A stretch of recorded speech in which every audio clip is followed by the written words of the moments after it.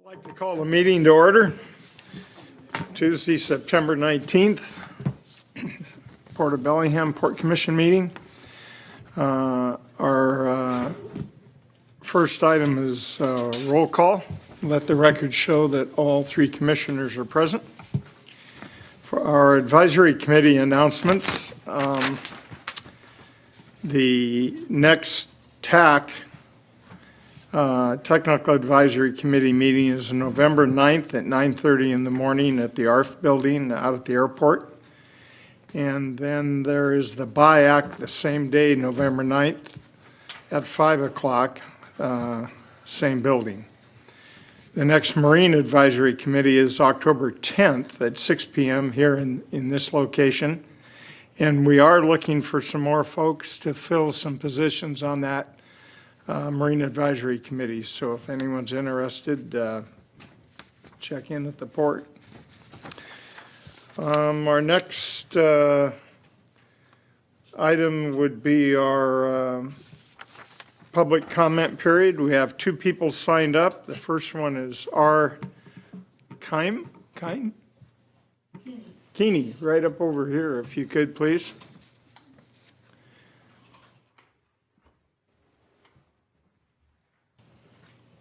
Yeah, my name's Rick Keeney. I reside in Bellingham, Washington. Go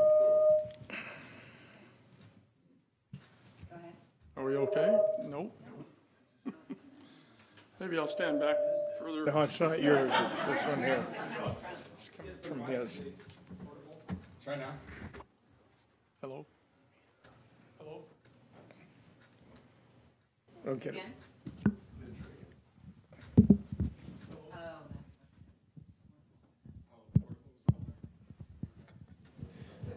Is that working now? Go ahead, please. Test. At the Go podium. ahead. Go ahead. Yeah, okay. Okay, there you go. All right, okay. Thank you. So, did you get the, for the record, okay. So, I'm here tonight just for one thing, no axe to grind, just want to make a question. One of the things that I've recently observed, and it's been this way for quite a while, is the stormwater retention pond that's off of Airport Way out at the airport that is overgrown with vegetation. And because of what I know about Lake Whatcom Watershed and what they're doing, the retention pond looks like you need to budget something for cleaning that out. And I don't know what your plans are, and that's why I was going to ask, do you have a plan for what your stormwater handling is at the airport? Never asked that question before, and I haven't been in the port's offices for quite a while, but last gentleman I remember was Art Choate, and I knew each other pretty good. So my question, I hope you can answer it, is do we have a plan or do we not? And if you've got the plan, when are you budgeted for?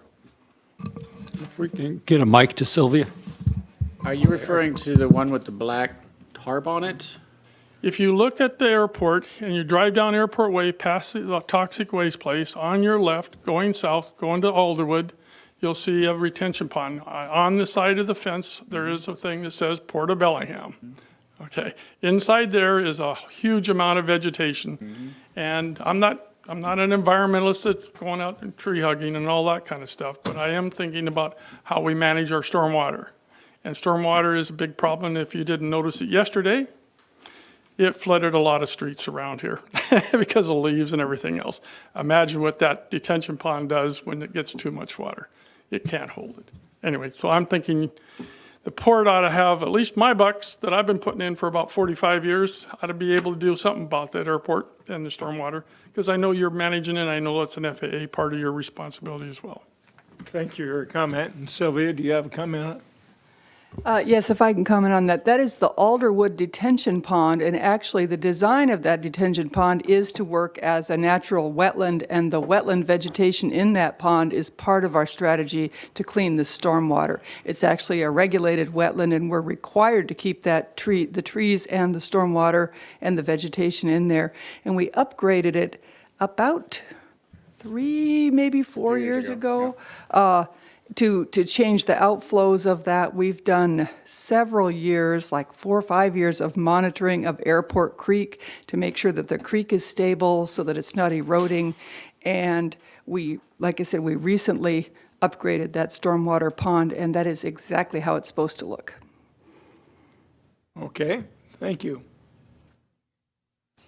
One further question. So then I'm led to believe that trees in there that grow over 20 feet high are acceptable? They're supposed to be there, yeah.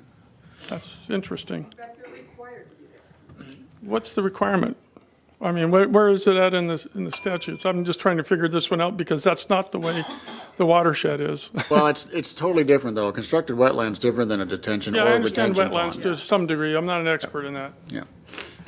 I don't know that there is a statutory requirement, but when we did some other work on the airport, we were required to plant those trees there and were required to maintain them.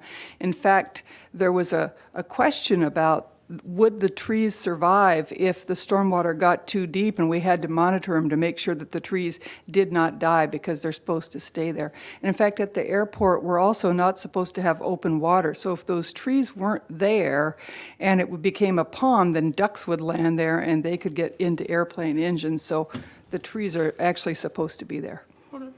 Thank you. Yep, thank you. Thank you, Rick. Good question. Our next public comment is Jane Bright.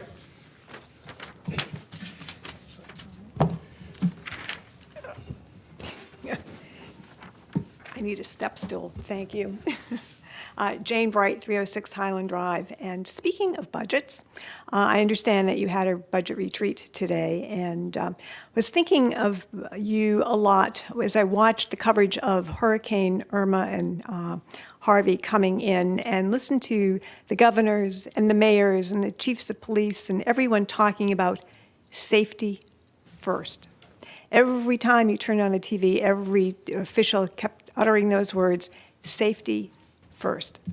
They knew that there was going to be incredible economic destruction, job loss, and everything else that was coming, but the mantra was safety first, because they recognize that as public officials, that is their most primary responsibility. And I just wanted to do a gentle, maybe not so subtle reminder that you folks also share the responsibility. Even though your charter is primarily economic, you also have a responsibility for public safety. Just in another not so subtle reminder is that in the 5 years since Harris Crossing for trains was priced by the city, the price to upgrade that crossing has gone up about 12%. So the last I knew, you had all those 3 crossings in the 5-year plan. I thank you for that. It's only going to get more expensive every year you put it off, and safety first. Thank you. Thank you, Jane. No one else has signed up. Is there anyone that forgot to sign up that wants to speak? Seeing none, we'll move to our consent agenda. Diane, if you could, please. A motion to pass consent agenda items A and B. Gentlemen, any questions on the consent agenda? No questions. Hearing none, all those in favor? Aye. Aye. Let the record show that passes 3-0. We'll go to our first action item. If you could please read it, Diane. A motion to approve a modification of lease between the Port of Bellingham and Puglia Engineering Incorporated for premises at the Harris Avenue Shipyard in Fairhaven. Thank you, Diane. Good evening, Commissioners. For the record, my name is Brady Scott, real estate representative with the Port of Bellingham. First, I'd like to acknowledge Neil Turney. He's present here. He's the president of Puglia Engineering, if you'd like to acknowledge yourself. Oh, there you are. Thank you. This presentation will provide background information about the existing lease and then summarize the deal points of the modification in front of you tonight. In 2002, the Port and Puglia entered into an initial 3-year lease for a portion of the Harris Avenue properties in Fairhaven for operating a shipyard. The lease was later amended to incorporate Warehouse 9 and the former Arawak Fisheries Building, and to extend the term of the lease until October 2020. Also in 2002, the Port entered into a lease with the All-American Marine for adjacent property at the Harris Avenue. One noteworthy element in that regard is that the Puglia lease included a first right of refusal for the All-American Marine leasehold area should they ever vacate the property. In 2005, at the time, Port and Puglia entered into a 10-year lease extension. Both parties acknowledged that the wooden pier portion of their property was in need of repairs. And at that time, the port agreed to assess the condition of the pier and, subject to commission approval, consider replacement of that pier. Meanwhile, under the Model Toxic Control Act, MOTCA, the port was required to conduct an environmental cleanup of the Harris Avenue property due to legacy contamination in the area. And it was determined under that process that the pier replacement and the Carpenter building needed to be demoed in order to perform the MOTCA cleanup activities.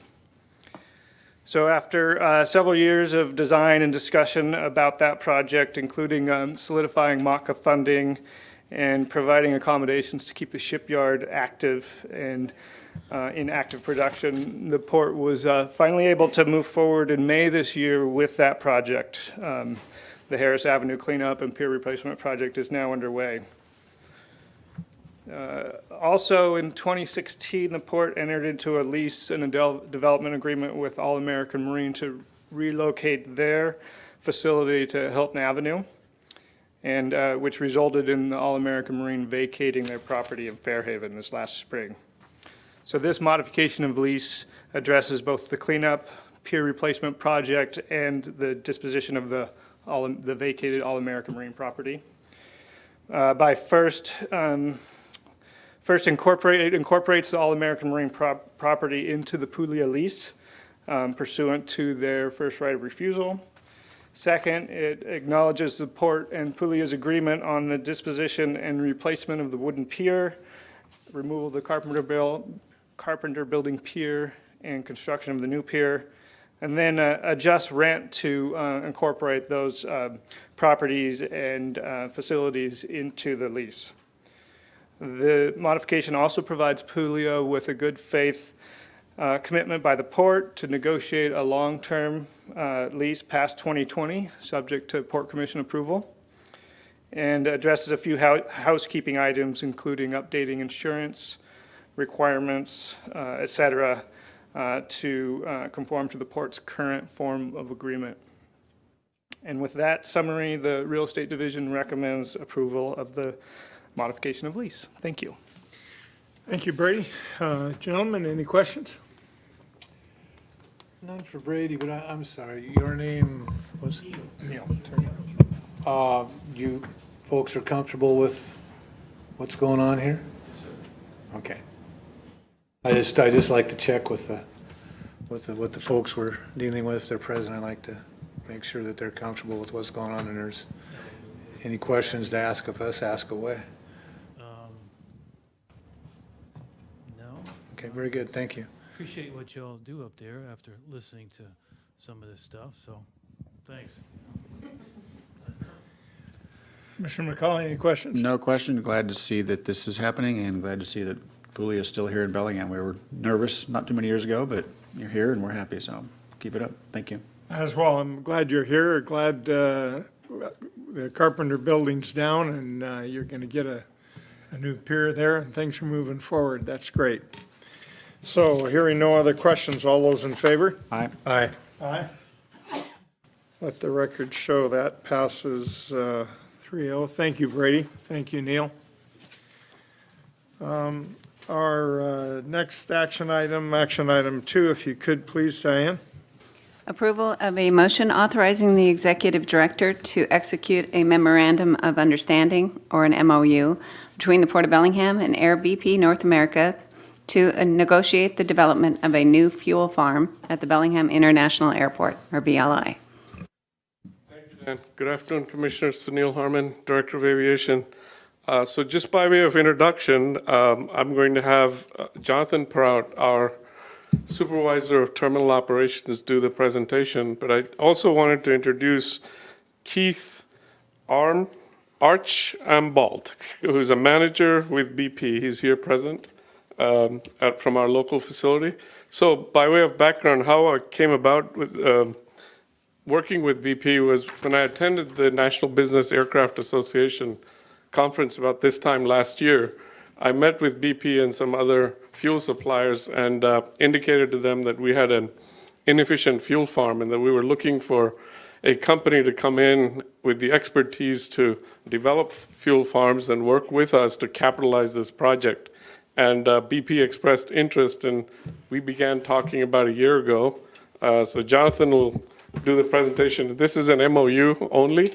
This is not an agreement. If we arrive at an agreement, it'll come back to you. Very good. Yeah.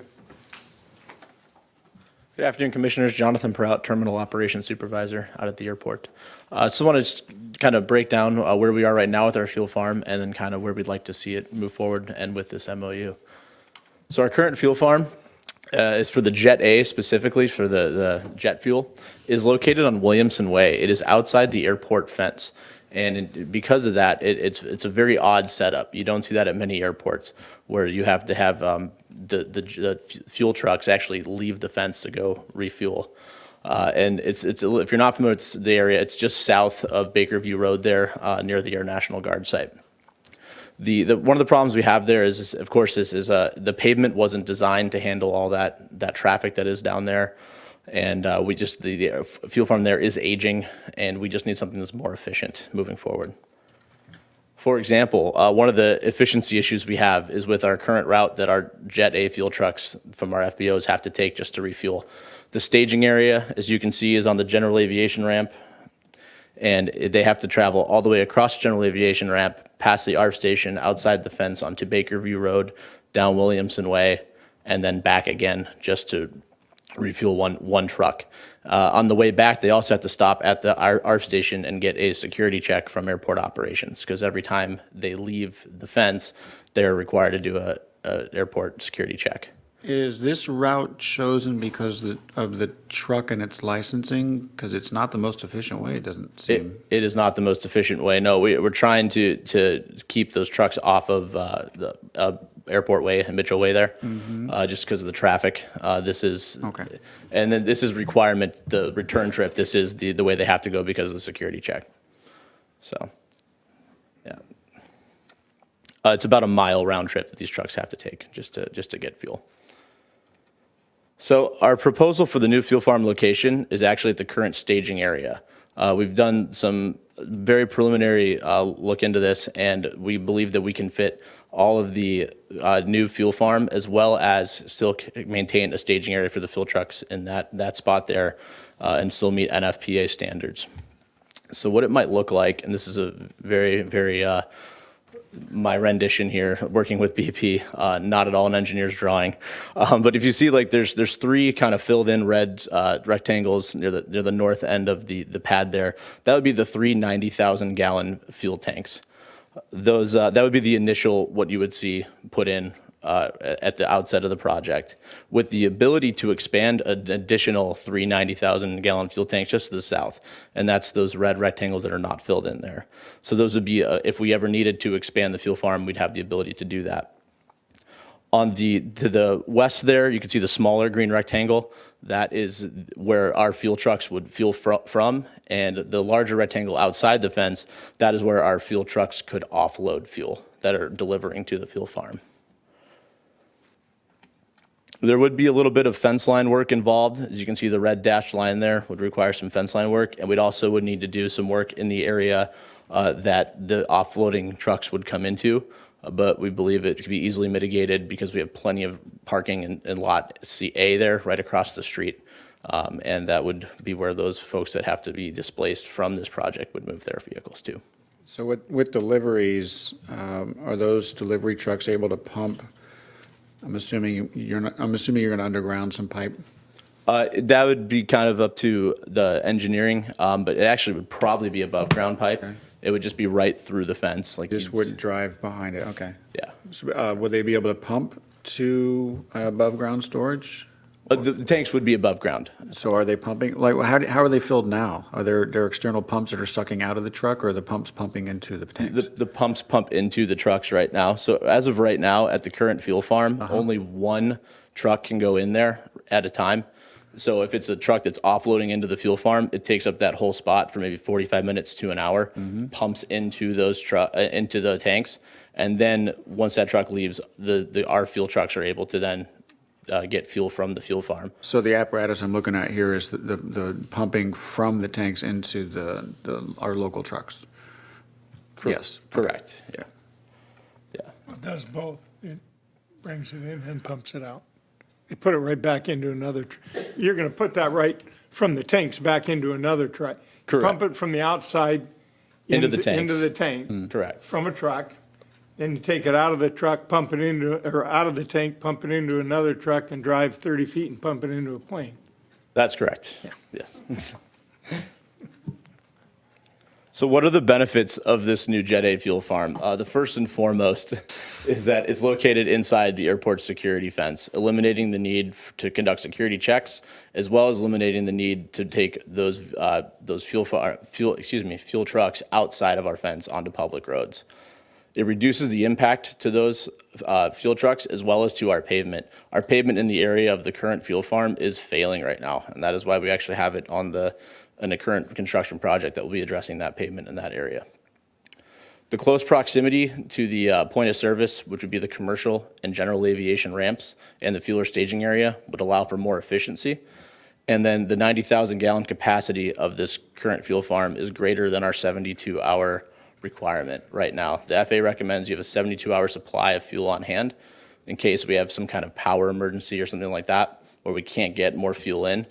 And 90,000 gallons is well above our 72-hour requirement at this time. And if we ever did grow and expand and needed more than that 90,000 gallon for that 72-hour, we do have that expansion capability. And then the last real positive of this is that, like I said before, only one truck can be at the fuel farm at a time now.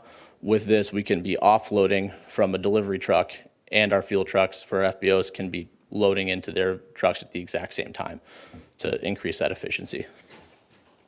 I've got a question about capacity. So the capacity that we've got now as an expectation is serving the needs of airport customers we have now. In case of some sort of a disaster, an emergency, this airport is, like most, I'm sure, set up to be a staging area. Is there any conversation about adding capacity, whether the tanks are empty or not, so that if there was some sort of disaster, we would have that available? You mean from in the new plan? Yeah. So the new plan would call for $90,000, 90,000 gallons would be the max capacity, but we could, if we'd like to, all the infrastructure will be there to expand that to 180,000 gallons with 3 additional tanks. Yeah. I'll follow up with Neil about that. Okay, thanks. I'm sorry, what did you say each tank holds now? Our current fuel farm has 4 25,000 gallon tanks. Okay. The new one would be looking at 3 30,000 gallon tanks. Okay. So we're losing 10,000 gallons of capacity. We are, but it's 10,000 gallons that we really aren't needing at this time. Our 72-hour capacity right now is closer to about 50,000 gallons is our requirement. So.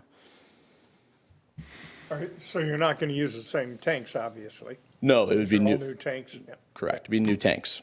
It'd be kind of new everything. So lastly, as far as the MOU is concerned, the business terms are very basic with it as of right now because it is just an MOU. But BP would design and construct. So that means all the permitting, all the engineering would be performed by BP. The term for recovery would be based on the total project cost. So that total project cost is still not nailed down right at this time, but that would be part of that lease agreement that we have. And how we would fund the project is through our fuel flowage fees. So we currently collect a fuel flowage fee on all general aviation and commercial aircraft. Anytime fuel gets loaded from any of our fuelers into those aircraft, we do charge a fuel flowage fee per gallon fee for that. Well, these tanks, I'm assuming we have steel tanks now, correct? That's correct. Will these be steel in the future or composite? I'm going to defer to BP on that one. The discussions we've had right now, they're steel tanks. They're double-wall steel tanks with internal leak detections that have remote alarm. So if there is a leak from the inner to the outer or fumes, there's a notification. So it'll be set up to our ARF station that there's an issue.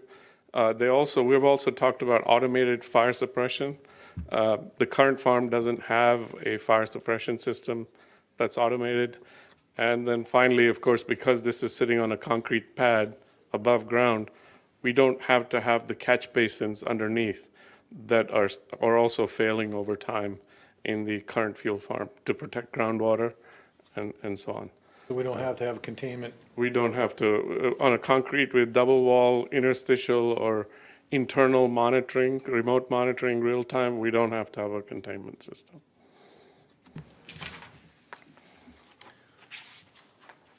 Okay, is that it? That's everything. Any other questions the commissioners have? Any question, Commissioner Briscoe? Not this time, no. So we had a discussion with, about airport recently, and I assumed one of our local FBOs would be doing this, but The FBOs, according to our minimum standards, and it doesn't change, are the entities that enter into agreements to fuel aircraft. The managing of fuel farms is not necessarily an FBO function. okay. We're not, in this agreement, guaranteeing that BP or anybody else will get a management agreement of the fuel farm. This is simply to deliver the project. Okay. We'll most likely RFP the management. A new fuel farm doesn't require a whole lot of management initially, but then maintenance starts to creep up on you. So the idea is to, at some point, turn it over to a third party through an RFP process. Okay, all right. Thanks. The FBO pumps it out of the tank, though. The FBO pumps it out into their tenders, yes. Right. Now, if you have a management, these are automated processes that we're looking at. In the old days, the management company would have somebody on site. Or the airport used to operate the fuel farm years ago and would create an inventory of how much in and out. These are all going to be shared tanks. So the airlines, the FBOs, they don't necessarily have a monopoly to buy fuel just from BP. They'll buy from whatever source they negotiate. It'll all go into a common tank. Essentially, they're using space in common tanks. You didn't have the estimated cost here? No, because we're, So is BP's going to design it and build it? Well, so commissioners, what you're authorizing today is us to negotiate with Negotiate. BP. We're going to come back to you with the cost and the design and all that for approval. This is just authorization for us to go forward and negotiate a deal. So we don't have those things yet. Very good. No other questions? I have one. So on a shared tank system, what, you just, the person that wants fuel out of the tank will have a card or something, they just punch in and, that's the idea. We know how much a particular airline or FBO has loaded into the tank and how much they've drawn from the tank. And that's how you maintain that inventory. all right, thank you. I just had this thought of the yogurt in the company fridge. Don't eat my yogurt. And all the spoons in it? Don't eat my yogurt. And then it gets thrown out. We know. Housekeeping comes through. Okay, no further questions? All those in favor? Aye. Aye. Aye. The records show that passes 3-0. Thank The you for next- coming. Thank you. Thank you, commissioners. The next action item is action item number 3. Diane, if you could. A motion to authorize the executive director to transfer $404,134.42 from account 107-455 Fairhaven Replace Shipyard Pier to account 215-568 for the Central Waterfront C Street Phase 2, including the barge ramp project.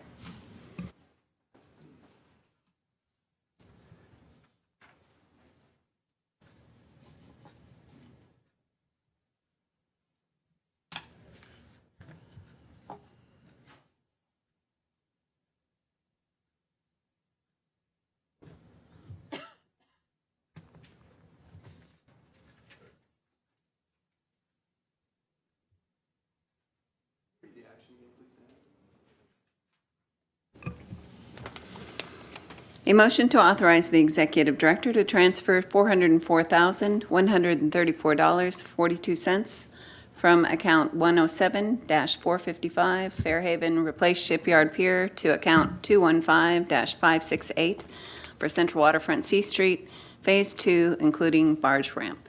Yeah, thank you, commissioners. Did the order? I thought the order was the other way.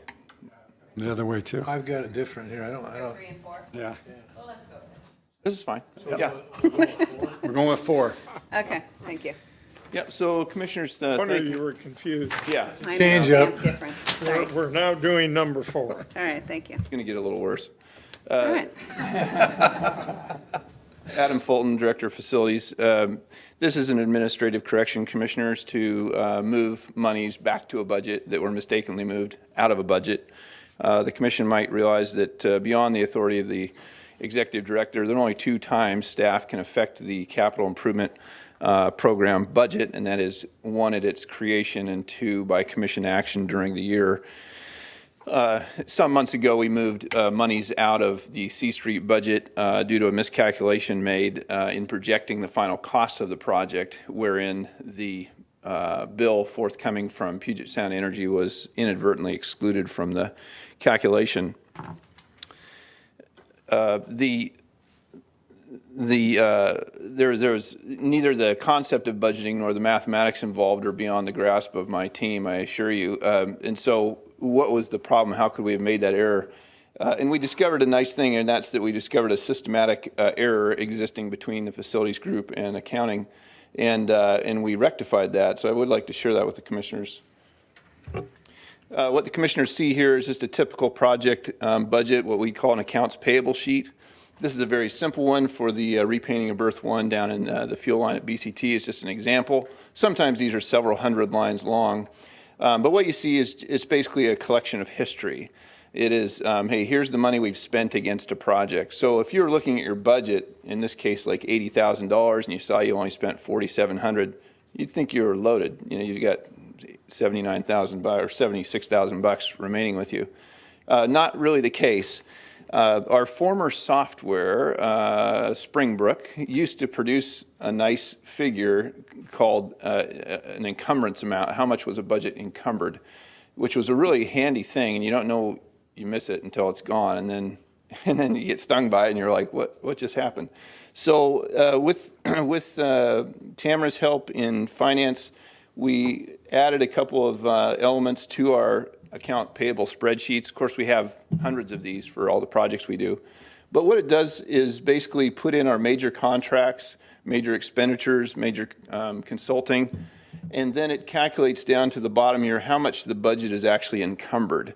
So you can't inadvertently look at the budget only looking at the history and think you've got a bunch of money. Instead, we realize what's been encumbered against that budget and then have an actual amount that appears to be remaining. So again, this is administrative. It is an error on staff's part. Apologize for that, but it's significant money, $400,000. So we wanted to come to the Commission to get authority to move monies back to the project. Do the Commissioners have questions about that? I just want to add on real quickly, Commissioners, you approved these expenses. It's not like we spent $400,000 without your approval. What happened here, if I can really briefly summarize this, is you asked us to find some money for a budget adjustment for something else, and I don't remember what that was. I think it might have been a property purchase. We went back and looked at accounts that had extra money in them. We thought this account had extra money. We missed a Puget Sound Energy bill that hadn't been paid yet, so it wasn't charged against this account yet. That bill then later came in, if it even has come in yet. I believe it has. Yeah. Okay, so that bill later came in, and we said, oh, wait a minute, we don't have money left in this account because we transferred it over here to do this other thing. So we're not out $400,000. We made some paperwork errors here. It's just we need to clean this up and get approval of this. Otherwise, it stands out as an audit issue.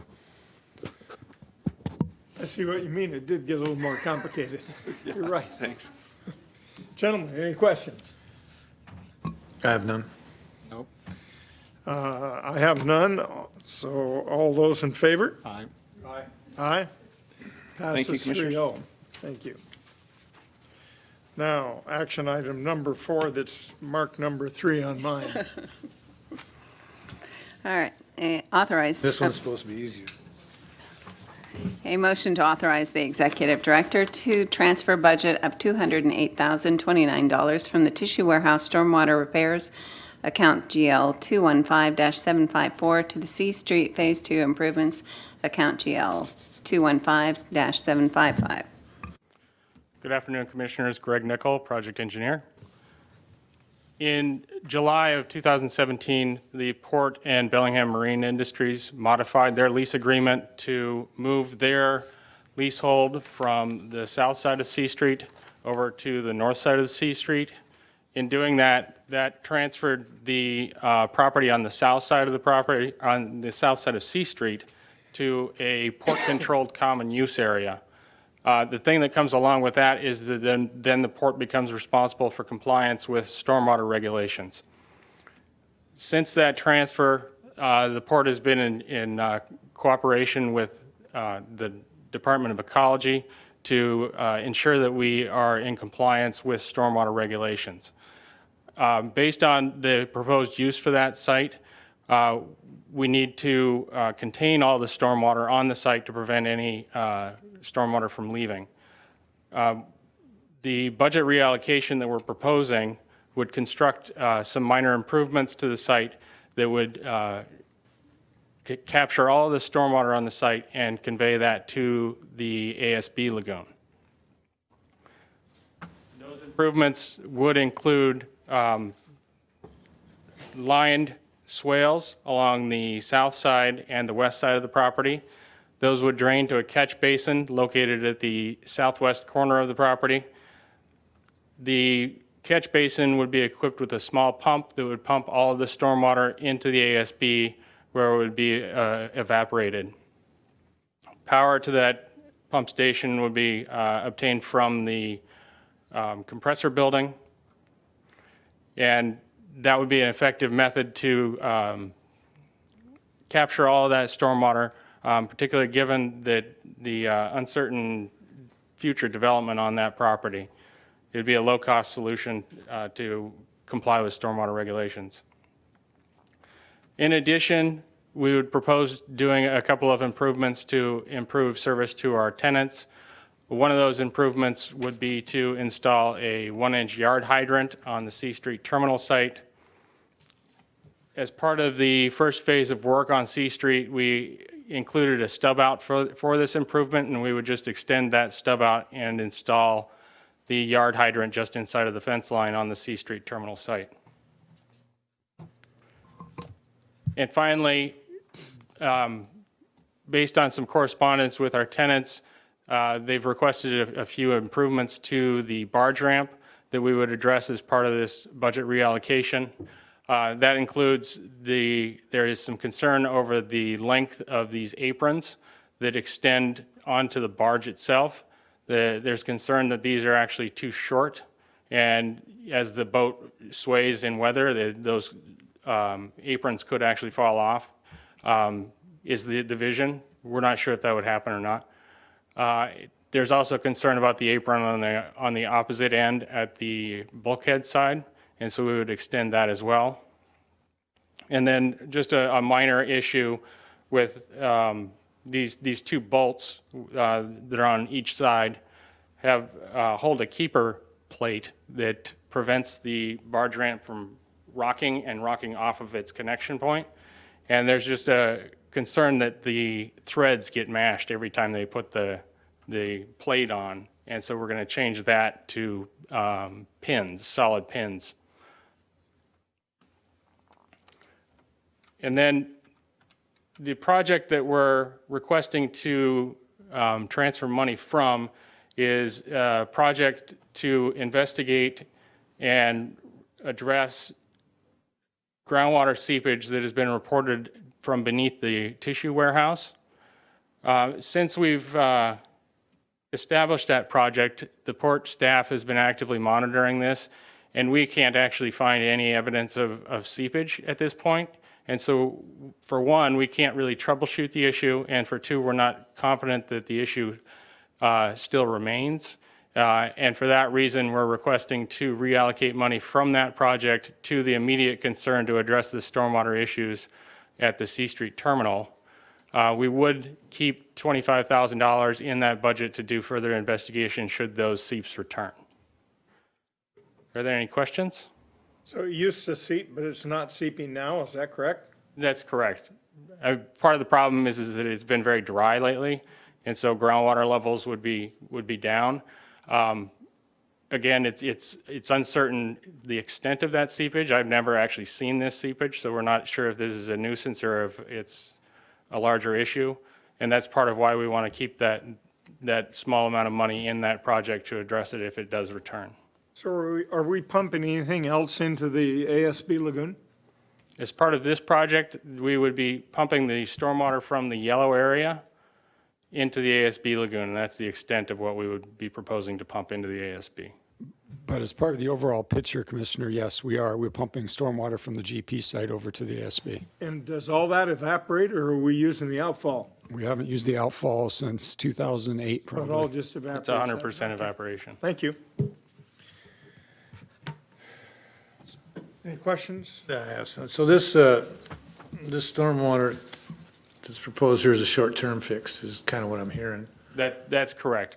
We're looking for a low-cost solution that we can implement quickly and that is adaptable when we do move towards a more final solution as to how we're going to address that property. Yeah, I guess that was my next question I had written down, is how much of this can be reused in the future? So the extent of what we're proposing to put in is grading, which is just going to create more or less a trough for stormwater to flow. Ecology has asked us to line that, and so we would put in a geosynthetic liner. And then we would put in a very inexpensive 48-inch diameter catch basin and effectively a trash pump, if you're familiar. Mm-hmm. Mm-hmm. So the stormwater from BMI, where's that? BMI is, as I understand it, is responsible for managing their own stormwater, and so they're developing their own plan for how to address that. But it has to go somewhere. Are they assuming they're going to go to the ASB pond too? No, they'll be designing a system very similar to Seaview Marine's self-contained system. Self-contained, Yeah. okay. And Norm, I think, has a system similar to that as well up in Blaine. Is that something we can do with? Eventually, that'll probably be the solution, yeah. Okay. And if we went to that, we would be able to use the stuff we're putting in now? For the most I mean, part, yes. as part of it? Yes. Okay. Thank you. Can you describe the swales, and I'll put it in this context. When we discussed how this entire terminal was going to look and function, the area where your light blue line goes, and it generated a lot of construction or conversation about access to the shoreline right along the bulkhead, loading, unloading, weight limits, et cetera. But you just said the word swales, and my antenna went up because that kind of would be a challenge to use that bit of property if. So the intent is for that to be as gradual as possible. In all likelihood, you probably wouldn't hardly even notice that was there. Okay. It would be a very gradual low spot because we do understand that you do need to access that bulkhead face as well as accessing the landing craft ramp. Okay, all right. Any other questions? Thank you very much, Greg. Hearing none, all those in favor? Aye. All right. Aye. Thank you, Commissioners. You bet.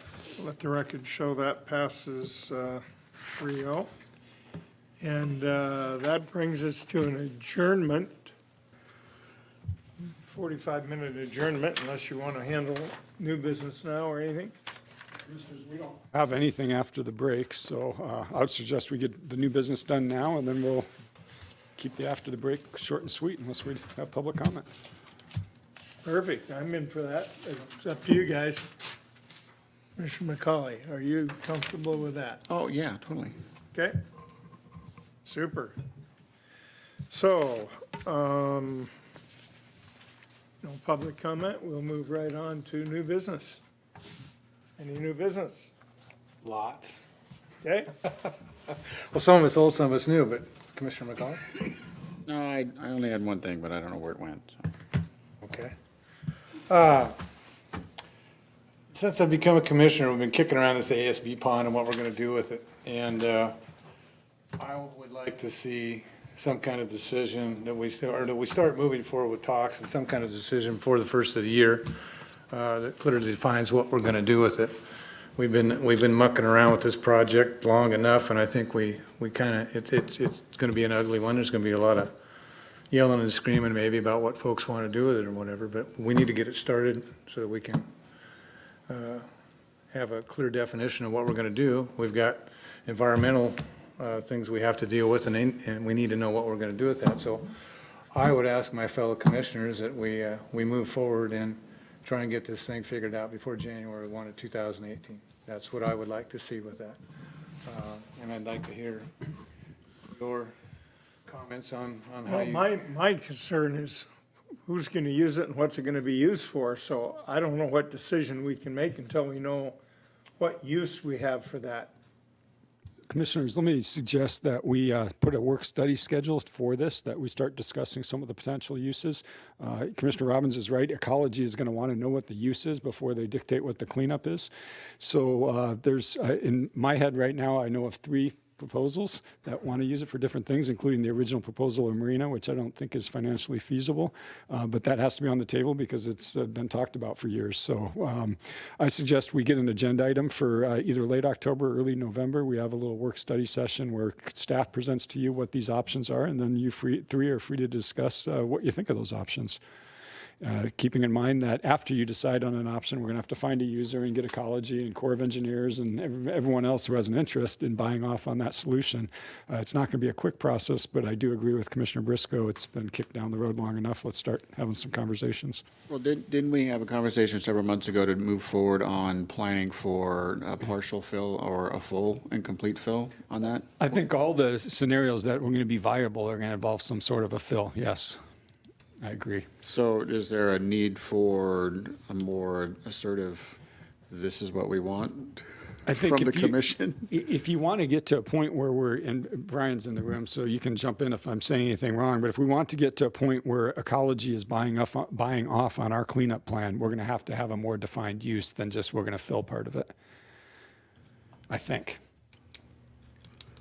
Yeah, if you have any questions for me, Commissioners, I'm happy to chime in. Yeah, I think you're right, Robin. This is Brian Gowan, Director of Environmental Programs. This isn't a big decision that warrants, in my opinion, a significant amount of discussion, partially because we are under a consent decree with the Department of Ecology that has an assumed land use right now and an assumed defined cleanup approach for not only the ASB, but the larger Whatcom Waterway cleanup, including out in front of the shipping terminal and a number of other areas that are all integrated. And when you start pulling one part of that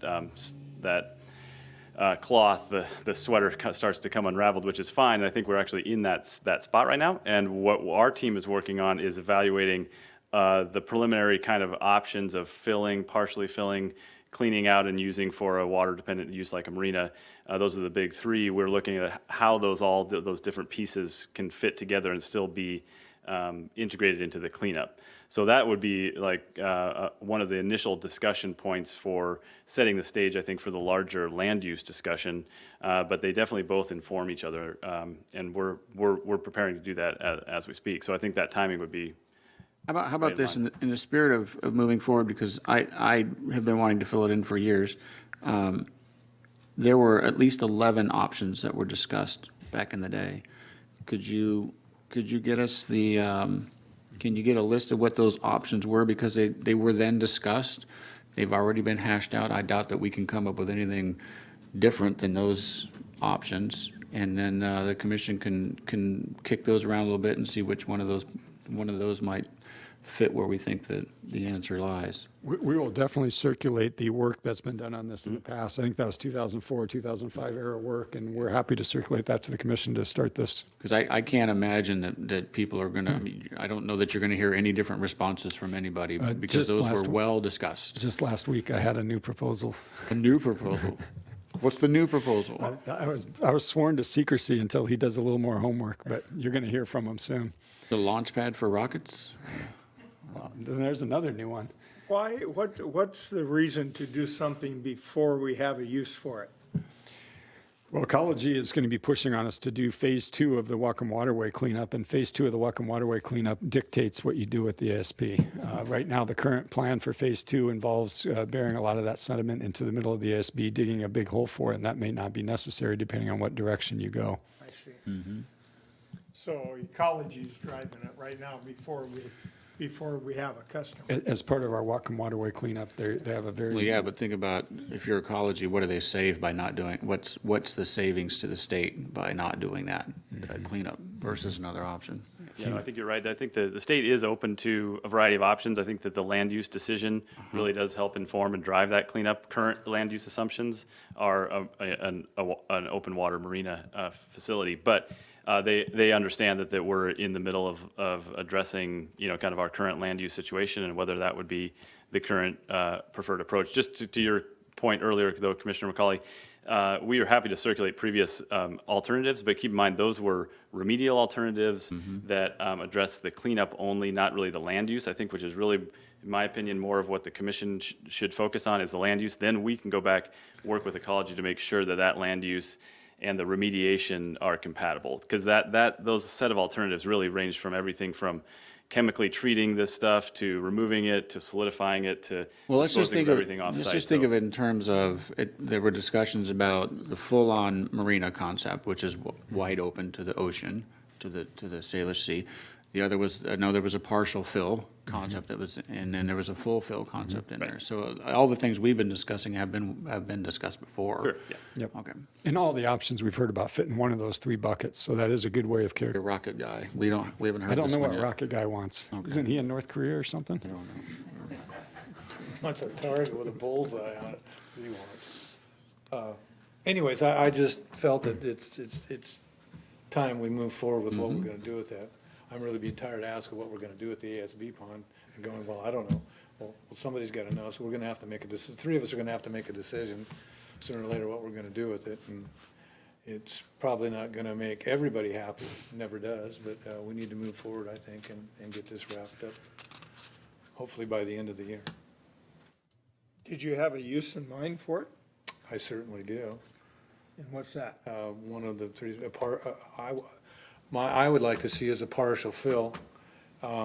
We've had some folks come forward with some pretty good ideas on some uses. One particular use was at one large company. And I think that direction of a partial fill and then opening up to the bay would interest several large companies in the marine industry. I think we could maybe entice a fairly large group here that would put several hundred people to work. And that's where I'd like to go. The marina idea to me is monetarily unacceptable. It doesn't make good sense as a marine person. It doesn't make good sense to put a marina at the end of our marine trades section when that ground can be used to put people to work, and we have other places, if we do need another marina, we could put it. So I would be leaning towards a partial fill and open to the bay with part of it.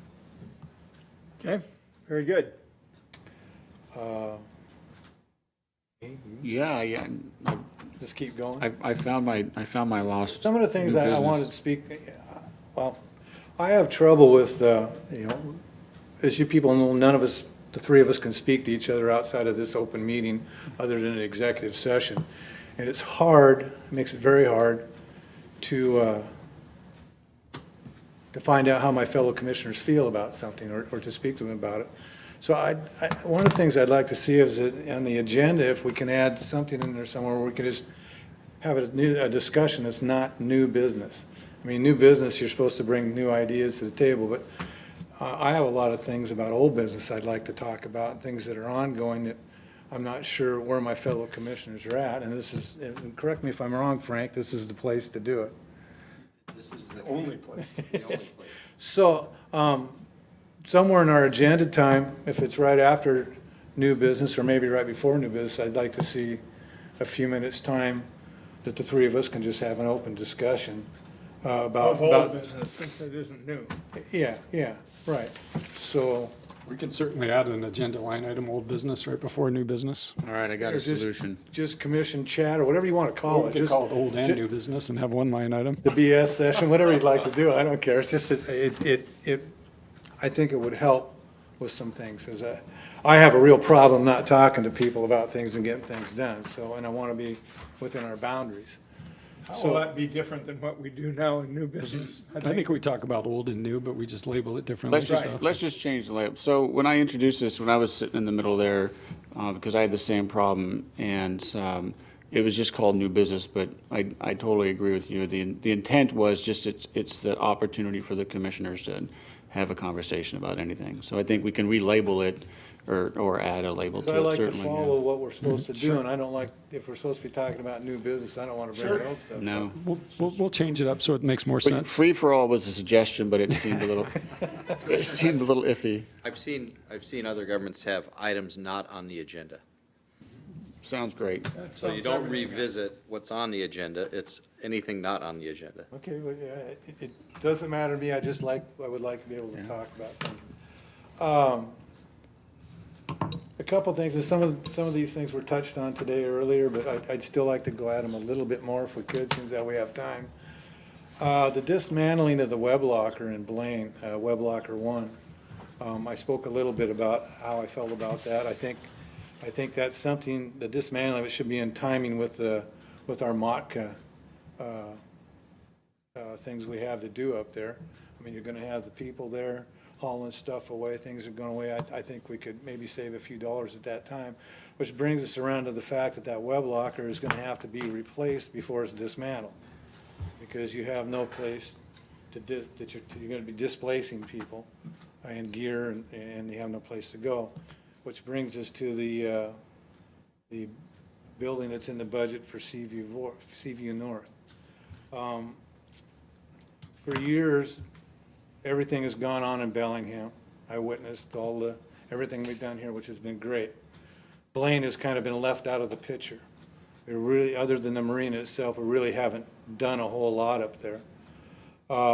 And I think that in my prioritizing of things that we need to get done, I feel that the web locker building in Blaine, which is a comparable price to the building for Seaview North, should come ahead of that building. Now, I'm not saying we don't do the building for Seaview North at some point in time, but I really feel that the web locker in Blaine should be our first priority if we're going to spend that kind of money on a building. As the web locker that's in Blaine is right in the middle of our industrial area. It really doesn't belong there, but at the time it was built, it was handy to the dock. But it's going to impede the progress of our tenants up there that want to enlarge their facilities. Boundary Fish, for one, would like to build another building. Sound Pacific would like to build another building. And we really don't have a lot of ground in that industrial area in Blaine. It's kind of small. So to really make everything work there, and the shipyard would also like a little more room, we need to get rid of that. But we need to have the other locker in place to move those folks to get rid of that one. So the timing thing is you have to build the new one before you get rid of the old one. And I can't see us at this point in time being able to afford $2.5 million buildings. You know, it's kind of not in the cards unless you go further in debt, borrow more money. So I'd like to kind of discuss that with Commissioner Robbins, Commissioner McCauley, how they feel about that situation up there. Well, my only concern is you look at all the projects that we have, and I'm looking at the scope of all of them. Where does this fall into it? Where does this fall in as job creation? Taking an old web locker and replacing it with a new one and tearing it down, I'm not sure at that point we created any new jobs. It's what we do with that land once it's cleaned up. So that's a concern of mine, number one. Number two, can't Sound Pacific Seafoods expand without tearing that warehouse down? They could. Sound Pacific could, yes. Boundary Fish cannot. If Boundary Fish builds to the west or northwest more there. I understand they can't. Yeah. So one can, one can't. We know it needs to come down at some point in time. As far as job creation, if you expand your business, which they're talking about doing both of them, you are creating more jobs. Now, how many jobs exactly, I don't know. If it's 10 or if it's 20, I'm not sure. But there will be job expansion there with the expansion of those businesses. It's a given. the ground that web locker sits on now and the ground where Sound Seafoods wants to go, that's gonna have to be filled some because it's sunk. So you're gonna have to do some fill in there. So if you bring the grade up to what the web locker is, build Sound Pacific a new building, you tear down the web locker, then you've got to bring the grade of that web locker up to where it used to be, which is now below the Sawtooth Pier. So you've now built a building on a grade here, and now next to it, you got to raise the grade again. So to do things right, to level that ground there, it really needs to come out of there before construction of new buildings.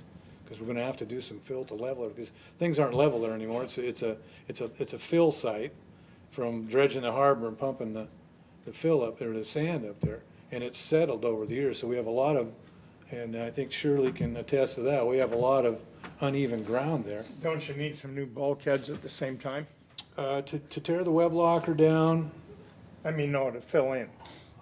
well, maybe the section right between Sound Pacific's building and the Sawtooth now would be the only one to level that ground across towards Sound Pacific and the road on out the other side.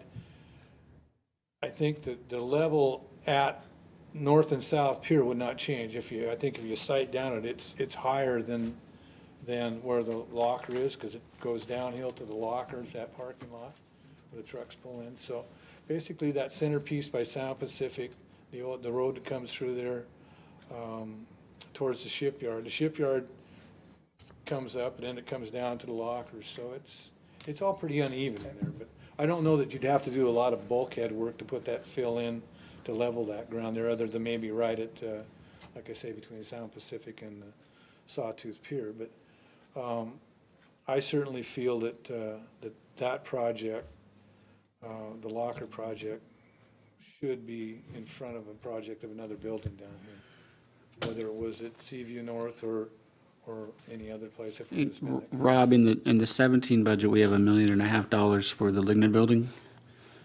This year we do, yes. Hold that off. Savings not as being spent. So the budget, the cash flow you looked at this morning at our open budget session showed that 1.5 savings in there already. Okay. Well, as much as I think the biggest city in the county needs an exposition hall in its core, it's getting no love. So it's probably never going to happen. But it's already out of the budget for next year. Okay. All right.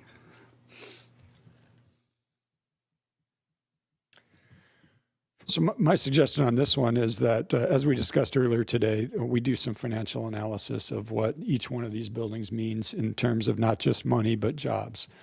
So we'll come back to you, I believe, with a sea view. Here's the cost of the building. Here's what the rent on that building will be. And here's the jobs associated with that building. And we'll do the same thing for the Blaine Web House. Obviously, the Web House is a little trickier, a little more complicated because you have multiple tenants involved. You're building a building, moving everyone in it, tearing down a building. But we can get to some pretty good analysis, I believe, on that and distribute that to you. And that shouldn't take too long. What, a couple weeks, month? So maybe, yeah. How many tenants are in the Web House up there? Any ideas? I have no idea. Up ahead. I think there's, I Where's believe there's Peterson? 10 down each side, 10 main lockers. And then you've got 1, 2, I think there's 4 on the inside. So it's 14, it's roughly 14 or 16, All right, so say 16. I think. Is that, I'm trying to remember, count doors down the front of that. And all 16 of It them? might be as close to 20 maybe. All right. So, and all 20 are definitely storing fishing gear, and this is No. The shipyard uses a complete, I think it's complete through on the south end. okay, so that takes you down to 18.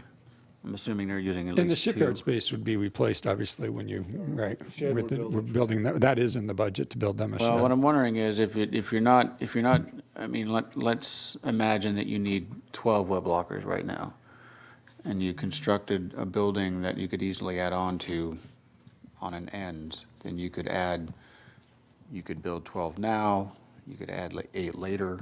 I know you always want to do it once, right? Because it's and the teams are mobilized, but it's essentially a pole barn, so it's not overly complicated. I think we should take a look. I think we should take a look at that. Like, how many web lockers do we actually need to build? Not just a full replacement. If there's a few that you can scrape off the top and get into the building for a little bit less money. Or are we gonna include the people on the waiting list for how many lockers we actually need? What's that number, right? So, okay. There's a waiting list, quite a waiting Okay. list, so. Which, you know, brings us to the fact that we don't have enough storage, adequate storage for the actual fishing fleet. So, and the other thing that comes along with that is the reconfiguration we need to talk about of the storage yard up there, which now encompasses most of the grass area up against, is it web locker 3, I think?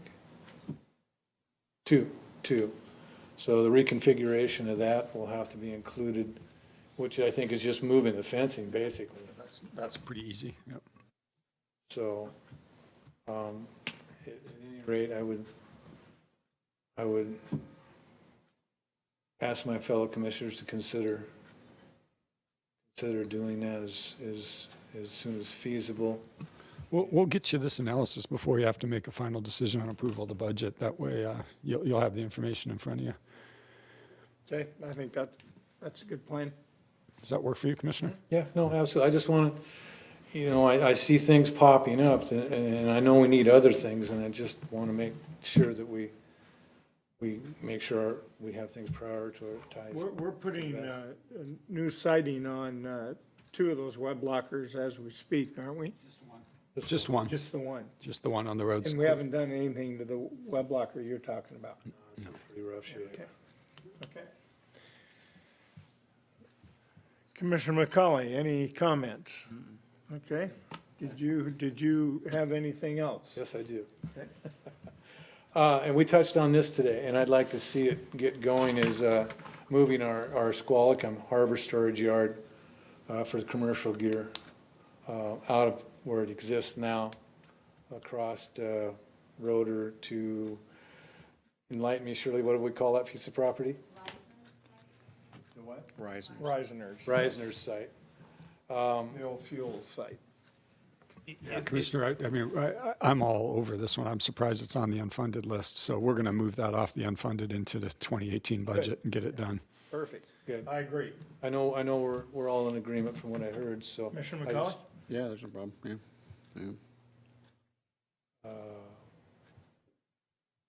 So, when I first came to the commission, we had discussions about the fuel dock in Blaine, and after we discussed it for 2 or 3 meetings, and we had folks come and say they were gonna supply fuel to our tenants at a comparable rate to where they could get it elsewhere, I kind of backed off of that and just kind of let it go. And since my return home from Alaska, I've had numerous complaints about the fuel prices being charged at Semiahmoo to our fleet, especially our commercial fleet out of Blaine. And so I'd just like to kind of, I guess, put everybody on notice. I'm going to be back on that hobby horse pedaling pretty hard for it, not before we get the Maka cleanup done. I think there's some other things we can do in the interim that don't require us to spend any money up there. But we definitely need our own fuel dock in Blaine to service our tenants in Blaine. I paid less money for fuel in Ketchikan, Alaska when I left to come home than our tenants are being charged over there right across the way in Blaine. And that, to me, is ridiculous. So the folks at Semiahmoo, I feel, are not holding up their end of the bargain that they said they would. If they want to correct this, maybe something different could be done. But what happened to our deal? I don't think it's being honored. I wouldn't mind having the folks from Semiahmoo justify the prices they're charging at this time and compared with filling over the dock. And that's how most the fuel now in Blaine is filled right out of a tanker. Yeah, if you're taking larger gallons, you can get a couple, 3 people together, but and I'm thinking, go ahead, I'm sorry, I didn't mean to. So if we're comparing to that price of what it would be out of a tanker, that's a lot of fuel, so it's going to be a different price. But I think if if we're being gouged, remember, there used to be a whole lot of people doing fuel in Blaine. I think there were 3 at one time, and none of them could make any money, and now they're down to none. For us to jump in it, I just have to see the dollars and cents of it again to make sure. Wasn't the deal, though, that they were going to give our tenants the same pricing as Semiahmoo mortgage customers got? Am I mistaken there? Wasn't that the deal? Because what I'm hearing is that's not the deal right now, is we're getting a premium over and above what the Semiahmoo mortgage customers are paying. And that's where, whether, it doesn't matter if it's $250 or $350, if a Semiahmoo customer is paying less, then they're not honoring their side of the deal. That's right. Say we should have those folks come in and we should talk about it again, if that is the case. Commercial over recreational too. I thought there was a difference there. Yeah, I'll go back and dig up the notes as to what the deal was, because I apologize, I don't quite remember. I thought, but I remember similar things about the commercial as I do. They were going to And match once again, fuel prices just went up drastically but here. then they should go up for the Semiahmoo crowd as well, On all right? summer. I mean, what I'm hearing is we're not getting, the preferential treatment is happening on the other side of the arbor and not ours. We need to have those folks come talk to us then, I agree. So, and I'd like to clarify, you spoke that there was 3 fueling stations there at one time, and you are correct.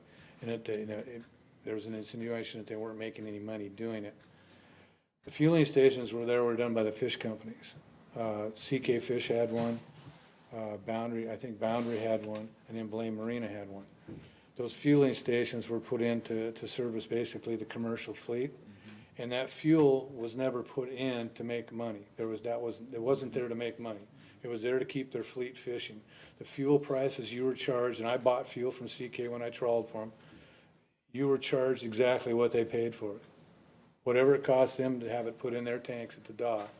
There was no dispensing fee, there was no raising at 15 cents.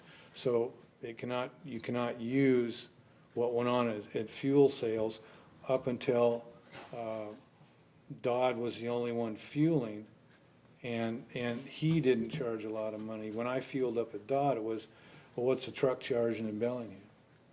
Okay, well, you give me a couple cents over that because that's less actually than I'm paying for the fuel. So Dodd was feeling off the same mentality that the other businesses did. He wasn't looking to make a huge profit. He was trying to service the fleet and help the guys out.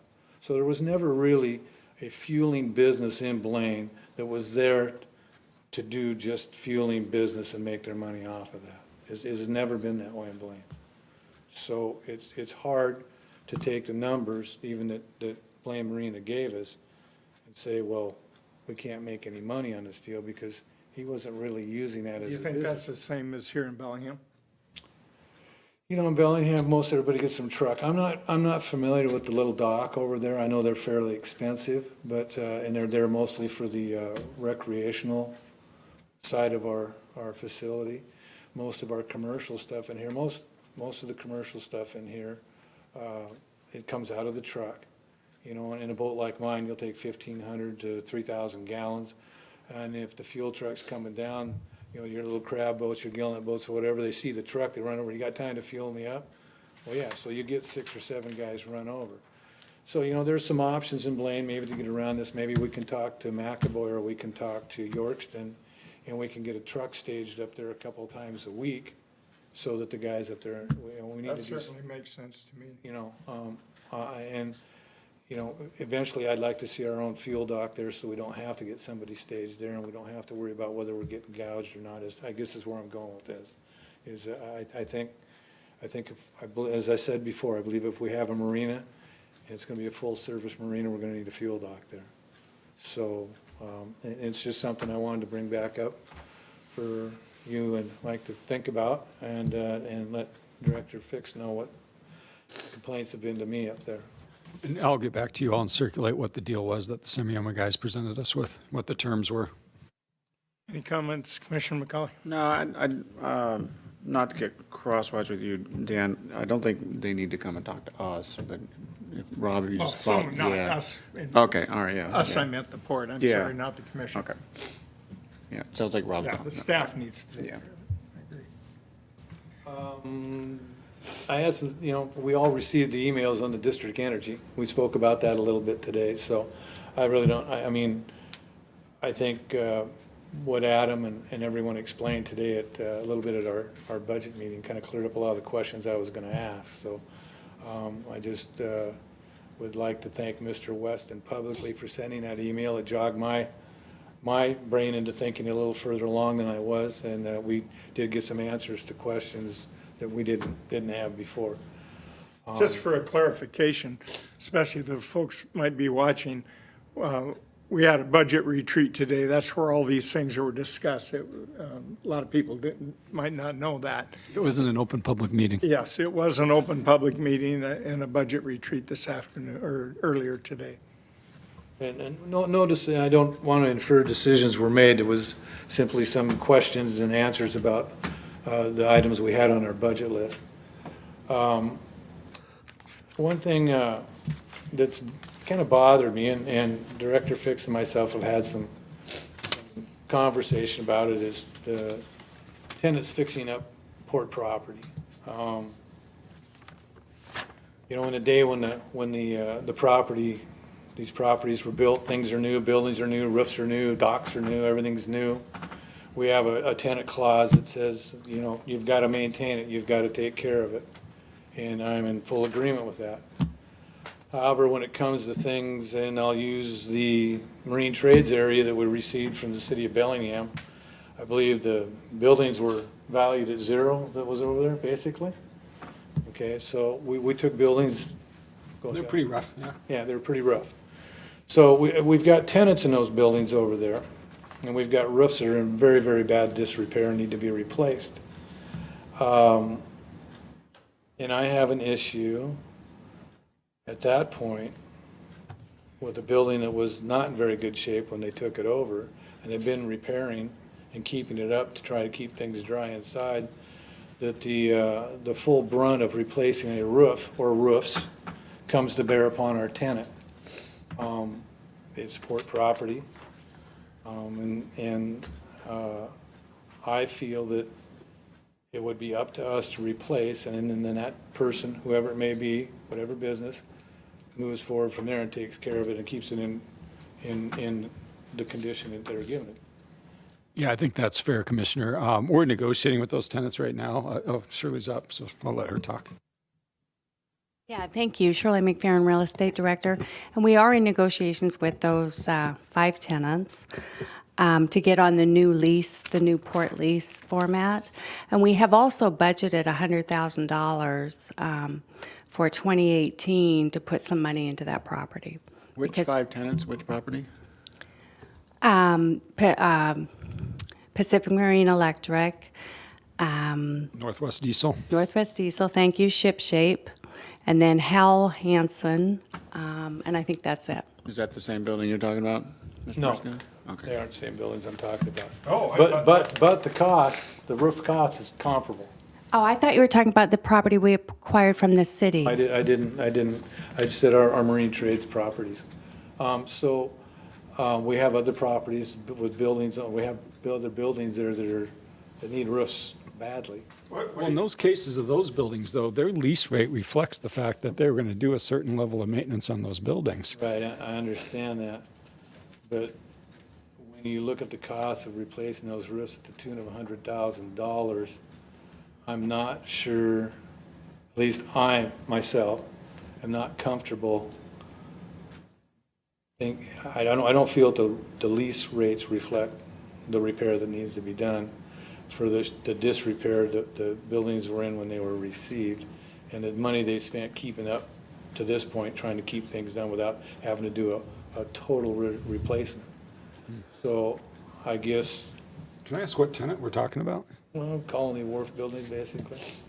Well, that's a significantly undervalued property. I mean, the land rate alone appraised at $10 and some a square foot.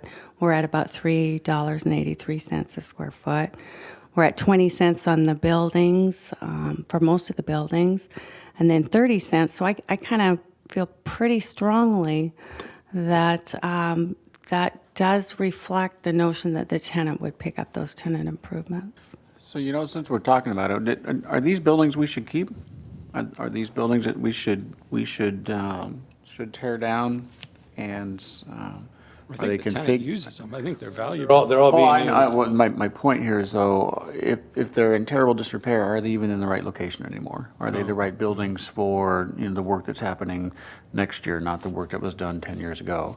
If you're gonna put a bunch of money into failing buildings, I think it's worth taking a look at. Maybe we need to just get rid of those failing buildings and put up something else that's more relevant to where people are right now and where they may be in a few years. If they're fine and they just need a new roof, then I think we should definitely talk about new roofs. But I've been in every one of those buildings, and I can tell you that I would bet you if you got the people that work in there in the room, they'd say, no, we could use a different configuration. So it may be worth just having that conversation as well. But the cost, if you lease a building as is, or if you lease it inexpensively and you're going to be there for 20 years and you're in charge of the roof, then you got to start repairing the roof as you go along. Let's take it out of marine trades for a minute. You mentioned we should own the buildings and then lease them out rather than lease them as is. I thought that Puget Hounds, I love that name, by the way. I thought the folks at Puget Hound took the building as is, put all the tenant improvements into it. Now he's got a nice building, he's paying a low rent. We can't charge him a higher rent now that it's a nice building.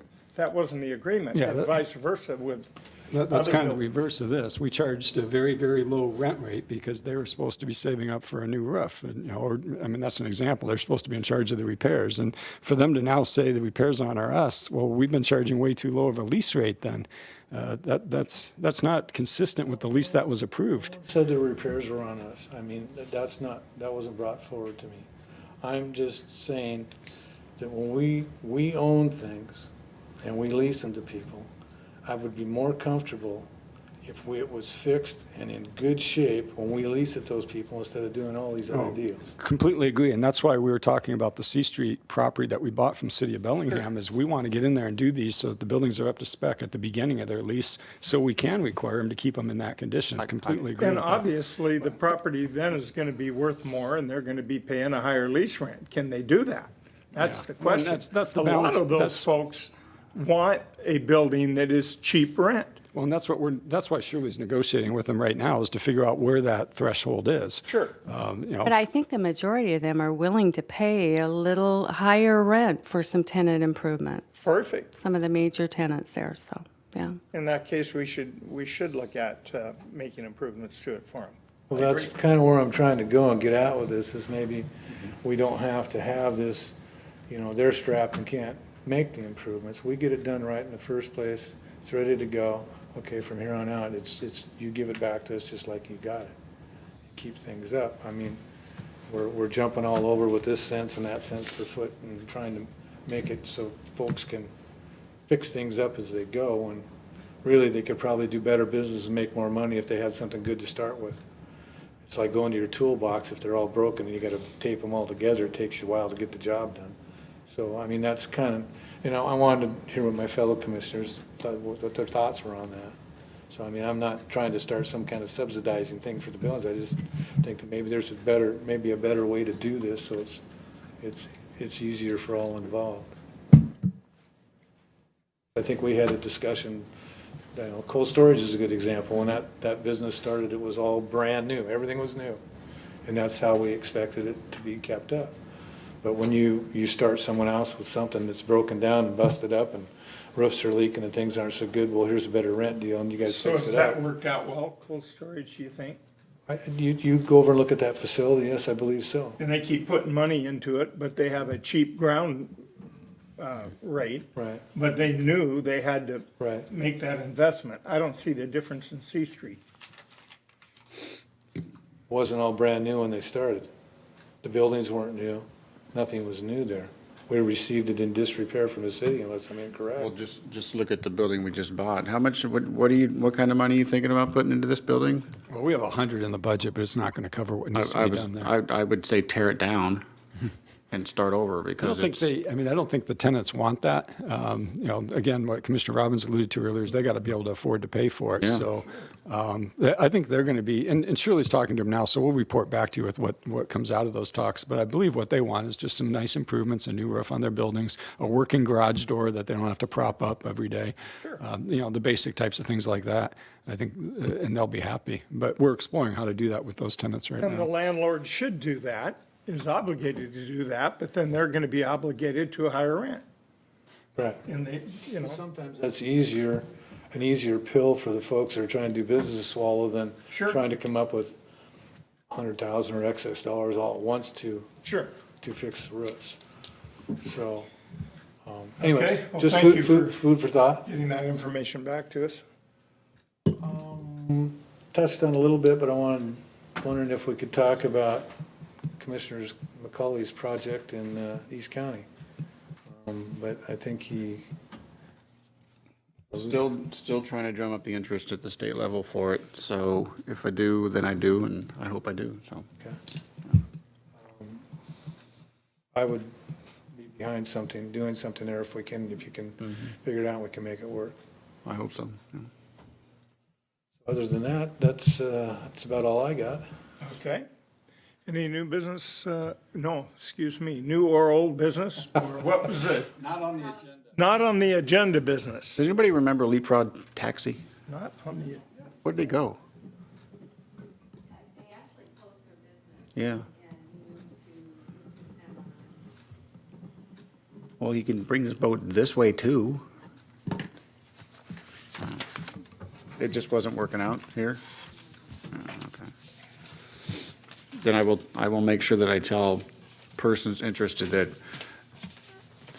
just let it go because they're not going to make any money at it. So, okay. I believe that a Victoria trip, I know Drew used to do it. He quit doing it when the passport requirement came in. I think a lot of people now have enhanced driver's license and passports and gotten used to crossing the border. I think there's a lot of pent-up demand for a trip from Bellingham to Victoria. oh, so do I. In the San Juans. Yeah, I was surprised Leapfrog didn't make it work, actually. Yeah, I'm surprised too. Okay, Commissioner McCullough, anything else? 2-minute break. Commissioner Briscoe, anything else? Oh, we're coming back and doing this again after the break, right? Yep. Okay. We have to do. I'll possibly have one more thing after the break. We're adjourned for 3 minutes. Good, I gotta go to the bathroom.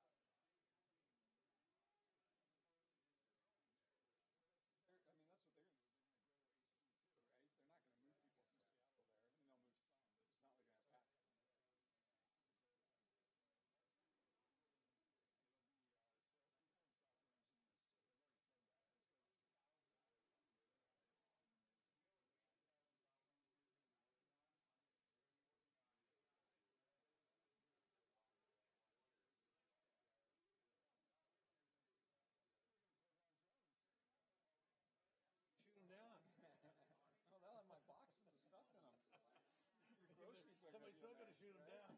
Well, that'll be the new thing. That'll be the new drone the drone highway robbery. You just shoot them out of the sky and take the goods.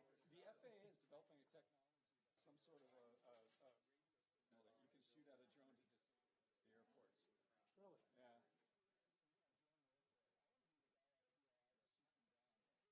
He wants his own little tower with his own little gun. I think we should all get trained on it and take turns manning it. Yeah. If you have a bad weekend, it's a stress reliever. Yeah. What are you doing today? Shooting down drones. How many did you get? 35? Give or take one or two? No, I'll put money on Toronto.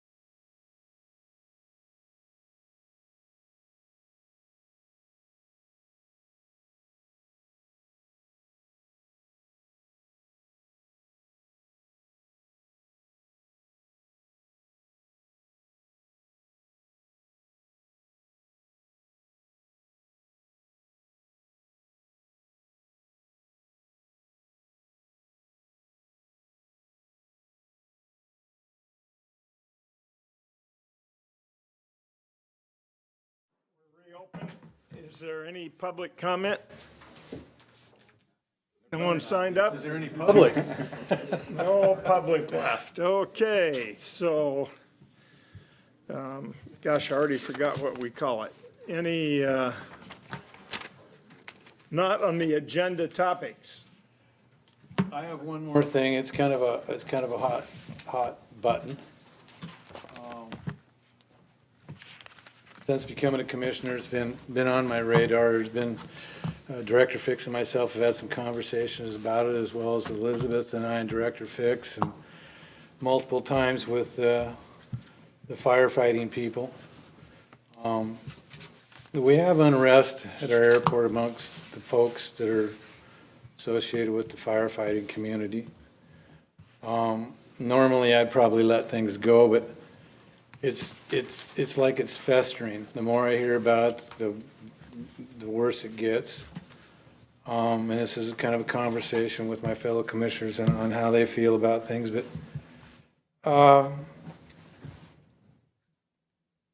you don't hear the things that I've been hearing without there being issues there. And I certainly would like to figure out how we can resolve issues that work for both parties. I know that, negotiations and folks that you do and everything is done, but in this instance, for some reason, there seems to be real unrest as to what their title is. Which brings me to the fact, and I don't know, maybe I'm just a simple guy, but I'm a fisherman. That's what I do for a living. And that's what I like to be called, as a fisherman. That's what I do. construction guys, you know, various things. They're backhoe operators, they drive dump trucks. It's what they do. So that's their handle. Firefighters, they fight fires and they save lives while they're doing it. Whether it's an airplane that crash lands in the fire, they're out fighting the fire. They put their boots on, they go fight a fire, and they risk their lives. So I guess personally, I have an issue with all the unrest of the fact that it's over what they do, what they are. Most of the folks that are involved in whatever issues there are there, there seems to be some real unrest about their classification. And I know it makes a difference monetarily to both sides. And I get that, and that's usually what things boil down to is money. But I would emphasize again that what you do for a living is what you should be classified under. And I feel if you fight fires and save people's lives, now you might not ever have to do it at a certain point, but you're still trained to do that. And it doesn't matter what else you're doing. When a fire breaks out, if you're a firefighter, you drop your stuff, you put your boots on, you respond as a firefighter. You're not going out there to watch the fire. You're not going out there to do anything but put that fire out, save somebody's life if that's what you need to do. So I don't know how you solve this. I don't know how you deal with this. This is news to me. And I'm not trying to create a problem for anybody. I would like to see a problem solved. I don't believe the unrest we have there is good for the Port of Bellingham. I don't think it's good for our community. I don't think it's good for our firefighters. I don't think it's good for anybody. I think it's a sore that's festering that if we don't do something to try and talk about it or figure out if there's differences we can resolve, you know, easily or whatever, that it's going to turn into a real ugly mess sooner or later. And I certainly don't want that. And I certainly don't want to put a hardship on staff to try and figure something out or anybody else. But there's a problem there, and I think we need to try and address it somehow. I don't know how. I don't have the answer to it. I won't profess to have the answer to it. The only thing I know is how I think, and I think that if I'm a fisherman, I'm a fisherman. That's what I do. And I understand, you know, both sides. I've been in pickle in the middle on this deal. I don't know why, but both sides have explained to me how it works or how they see it works for each side. And I really don't think people are that far apart, but I think I don't know if they're misconceptions or whatever you want to call them between groups. I don't know, but I'd like to see that we try and figure something out so that we don't have this animosity on one part. And you know, it really gives me a bad feeling just to let it go. So I guess I'm asking my fellow commissioners if they have any input on the situation out there. I'm sure you've, through the running thing, the county may have heard something from those folks. And I'm sure Commissioner McCauley has probably heard, you know, a thing or two. I mean, it's something that's there, and I don't think we're just going to sweep it under the carpet and ignore it. I think it's going to turn into something possibly that we don't want it to. I don't know. Commissioner McCauley? Sorry, no, wasn't on the radio there. There's different classifications in all kinds of jobs. People have different classifications. I've got faith in the staff that they have classified the folks at the airport and the classification they're in compared to a different type of firefighter. So I don't have issue with that. I was approached 4 years ago when I first ran on where I stood on that. I haven't heard from them since. I wouldn't mind hearing from them if there really is a problem. I haven't heard of any major problem. I haven't, although I haven't looked for it either. I just haven't heard it. And so I trust the staff is going to weigh those issues out and bring them to the commissioners. And so I guess I don't see it as, I'm sure you always want more pay and higher classification in any job you have. That's natural. But I just don't see it at this point. But Commissioner, we don't ever just sweep these type of concerns under the carpet. We always try and talk to them and reason and tell people why we do what we do, I should say. I think Elizabeth is very good at that and communicating with not just our ops specialist out there, but also with the union leaders themselves. We may not come to agreement, but I think if you were to poll the employees at the airport, I think you'd find pretty good job satisfaction out of all of them. And I'm sorry that they don't convey that to you when you talk to them. As with any group of apples, there's always a couple bad ones, and we've got some ones out at the airport that I would dub are some of the worst in the bunch of the port.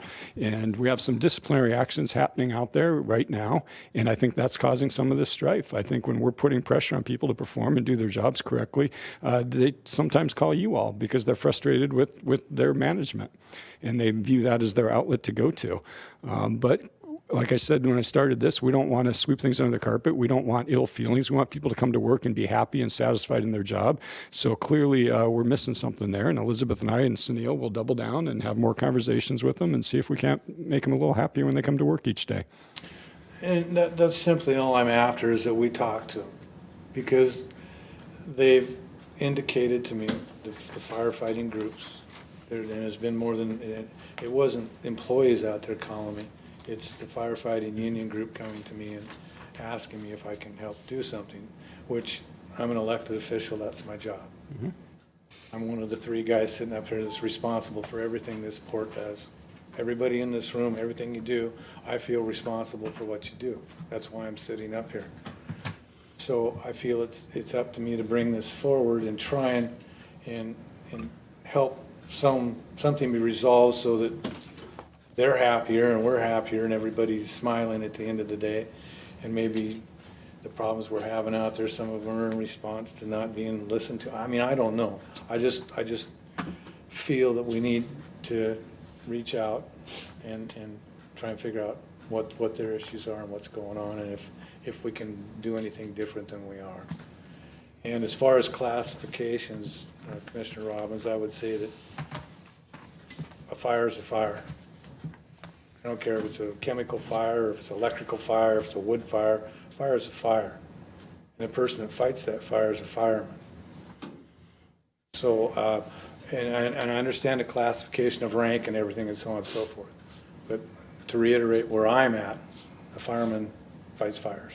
I guess if I were in their position and wanted to fight more fires, I'd go to work for a fire department and apply with my background. And I don't know if it's a move up or a higher pay and tougher job or longer hours or what it might be, but I would certainly. I think one of the main things is they want to be recognized, that I hear, we want recognition as a firefighter. And I'm sorry, but I can sympathize, I can understand that. But that changes the classification, from what I understand, of how they're paid, along with lots of other things. So it boils right back to what I said in the first place. It's usually about money. And, you know, we have budgets, we try and meet, so it makes it hard for both sides. So, once again, I'm not faulting anybody here. I'm just saying that if there's something we can do that'll make things better, I'd certainly like to see if we could do it, if it's within our grasp to do it. Okay. Any other new business, old business? I'm all out. Anything else? I'm good. And we are adjourned.